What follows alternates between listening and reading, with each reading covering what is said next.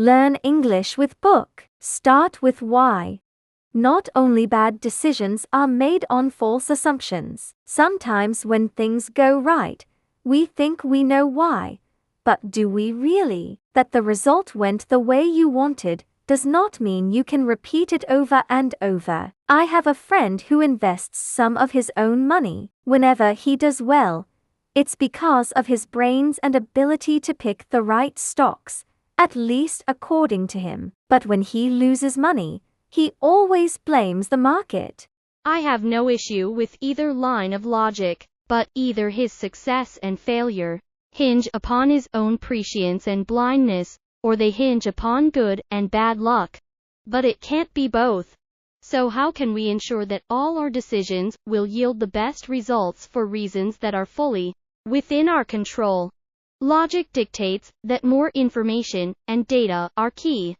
And that's exactly what we do. We read books, attend conferences, listen to podcasts and ask friends and colleagues, all with the purpose of finding out more, so we can figure out what to do or how to act. The problem is, we've all been in situations in which we have all the data and get lots of good advice, but things still don't go quite right. Or maybe the impact lasted for only a short time. Or something happened that we could not foresee. A quick note to all of you who correctly guessed Adolf Hitler at the beginning of the section. The details I gave are the same for both Hitler and John Fitzgerald Kennedy. It could have been either. You have to be careful what you think you know.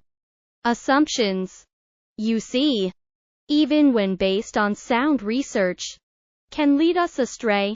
Intuitively, we understand this. We understand that even with mountains of data and good advice, if things don't go as expected, it's probably because we missed one, sometimes small but vital detail. In these cases, we go back to all our sources, maybe seek out some new ones, and try to figure out what to do. And the whole process begins again. More data, however, doesn't always help, especially if a flawed assumption set the whole process in motion in the first place. There are other factors that must be considered, factors that exist outside of our rational, analytical, information-hungry brains. There are times in which we had no data, or we chose to ignore the advice or information at hand, and just went with our gut, and things worked out just fine. Sometimes even better than expected.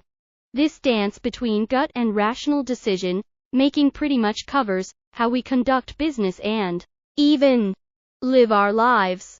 We can continue to slice and dice all the options in every direction, but at the end of all the good advice and all the compelling evidence, we're left where we started. How to explain or decide a course of action that yields a desired effect that is repeatable. How can we have 20/20 foresight? There is a wonderful story of a group of American car executives who went to Japan to see a Japanese assembly line. At the end of the line, the doors were put on the hinges, the same as in America. But something was missing. In the United States, a line worker would take a rubber mallet and tap the edges of the door to ensure that it fit perfectly. In Japan, that job didn't seem to exist. Confused, the American auto executives asked at what point they made sure the door fit perfectly. Their Japanese guide looked at them and smiled sheepishly. "We make sure it fits when we design it." In the Japanese auto plant, they didn't examine the problem and accumulate data to figure out the best solution. They engineered the outcome they wanted from the beginning. If they didn't achieve their desired outcome, they understood it was because of a decision they made at the start of the process.